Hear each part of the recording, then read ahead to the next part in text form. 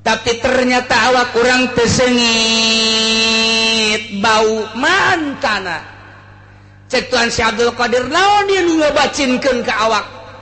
sehingga aya ilmu teu daekeun didengekeun ku batur lantaran bau awak urang ilmu tinggal ilmu mutiara tinggal mutiara lantaran disimpenna di tempat anu bau mun batur teh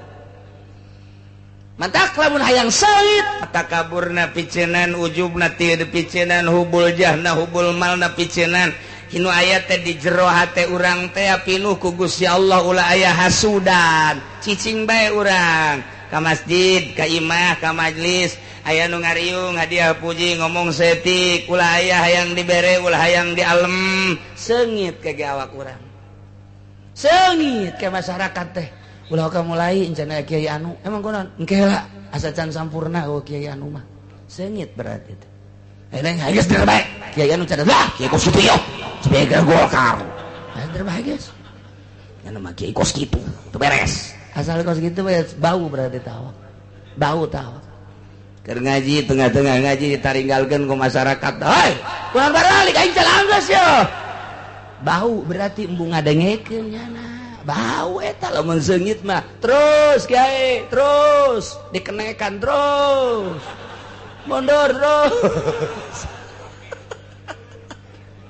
ikir cerita Tuan Abdul Qadir sengitan awak cara nyengitan awak bersihan batina kokotor-kokotor lantaran kokotor nu aya di jero hate kaambeun ku batur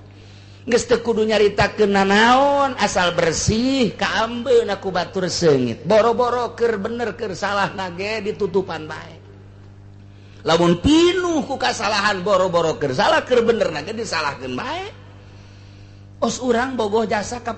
bogoh urang atuh nu jore Masya Allah matanya luar biasa sayup bulu matanya bentik luar padahal mah jocok di alam bae kusiana lantaran sejati di jero hate hidungnya mancung banget deh Masya Allah aduh pipinya daun sirih aja itu mah udah aduh Masya Allah eta gadonan dog sapotong padahal dog hijian ya lemah kurang Gusti Allah tah kos kitu asal bersih di jero hate urang ngalem urang cintana bersih keur carita cinta di alam bae ku urang carita ilmu Allah geus araya kabeh tinggal dibersihan batin bakal